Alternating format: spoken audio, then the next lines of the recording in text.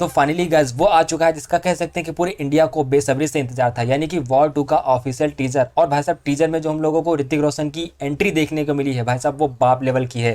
भाई साहब जो ऋतिक रोशन की एंट्री देखने को मिली है वो लोगों के कैरियर से भी ज़्यादा बड़ी है। भाई साहब इतनी बवाल लेवल की एंट्री हम लोगों को टीजर के अंदर दिखाई गई है कि आप लोगों के देख के होश उड़ जाएंगे। और इसके अलावा जूनियर एनटीआर की एंट्री भी काफ़ी ज़्यादा धांसू लेवल की दिखाई गई है। तो सबसे पहले जूनियर एनटीआर को बहुत बहुत बहुत हैप्पी बर्थडे। आप ऐसी मूवीज लाते रहिए और हम लोगों को इंटरटेन करते रहिए। देखो आप लोगों को पता होगा कि इस मूवी के अंदर हम लोगों को ऋतिक रोशन और जूनियर एनटीआर इन दोनों का फेस ऑफ देखने को मिलने वाला है। और भाई साहब जिस हिसाब से इस टीजर के अंदर हम लोगों को इन दोनों कैरेक्टर को दिखाया गया है, यानी कि इन दोनों कैरेक्टर का जो स्क्रीन प्रेजेंस दिखाया गया है वो भाई साहब बवाल लेवल का है, बाप लेवल का है। मतलब आप लोगों को ऐसा लगेगा ही नहीं कि इस मूवी के अंदर हम लोगों को मेन विलेन कौन देखने को मिलने वाला है। क्या ऋतिक रोशन इस मूवी के विलेन होने वाले हैं या फिर जूनियर एनटीआर इस मूवी के विलेन होने वाले हैं। लेकिन देखो आप लोगों को पता होगा कि इस मूवी के अंदर दोनों ही कैरेक्टर डार्क शेड वाले कैरेक्टर होने वाले हैं, यानी कि अभी से कुछ भी नहीं क्लियर है कि आखिर इस मूवी के अंदर जूनियर एनटीआर मेन विलेन होने वाले हैं।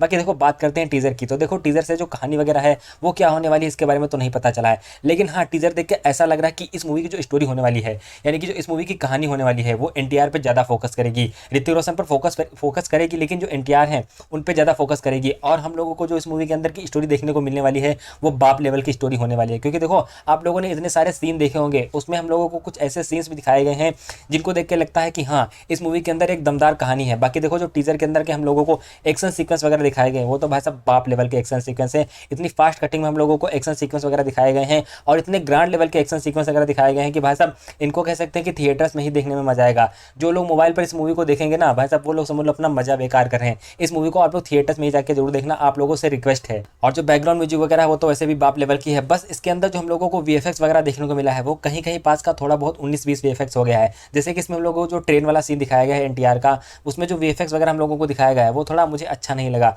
हो सकता है कि मेकर्स ने कुछ अच्छा तैयार किया हो या फिर वो बहुत ही कम हो, जिसकी वजह से कह सकते हैं कि उस पर कुछ खास फोकस नहीं किया हो। लेकिन हाँ कह सकते हैं कि इस मूवी का जो वीएफएक्स है वो कहीं कहीं पे नोटिस करने वाला है। बाकी देखो टीजर के अंदर वो सब कुछ देखने को मिला है जो कि हम लोगों ने इस मूवी से एक्सपेक्ट किया था, बल्कि उससे ज़्यादा देखने को मिला है। स्पेशली इसमें जो ऋतिक रोशन की जो एंट्री दिखाई गई वो भाई साहब ग्रांड लेवल की है, बाप लेवल की है। इस मूवी के अंदर हम लोगों को जो एक्शन सीक्वेंस वगैरह देखने को मिलेंगे वो भाई साहब ग्रांड लेवल के होने वाले हैं। ऋतिक रोशन का जो स्क्रीन प्रेजेंस दिखाया गया है इस टीजर के अंदर वो भाई साहब मुझे पर्सनली काफ़ी ज़्यादा अच्छा लगा है। और इस टीजर के अंदर हम लोगों को कियारा आडवाणी को भी दिखाया गया है, लेकिन कह सकते हैं कि उनका स्टोरी से या फिर इस टीजर से कोई भी ऐसा कनेक्शन नहीं दिखाया गया कि जिससे कि हाँ लगे कि इनका कैरेक्टर मेन इंपॉर्टेंट होने मतलब इंपॉर्टेंट टाइप का होने वाला है।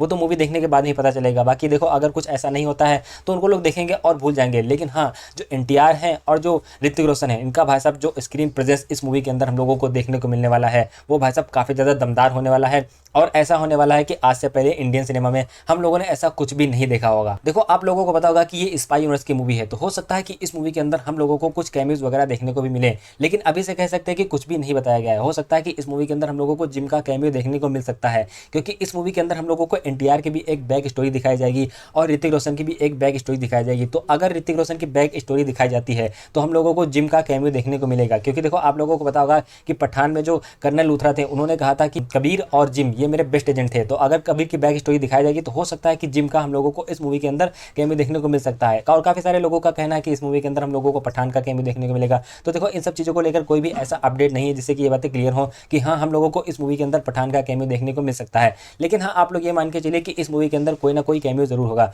बाकी आप लोगों को ये टीजर कैसा लगा कमेंट करके जरूर बताएगा। और भी इस टीजर पर काफ़ी सारी बातें करनी है वो आप लोगों से किसी अगले वीडियो में करूँगा। बाकी मिलते हैं किसी अगली वीडियो में।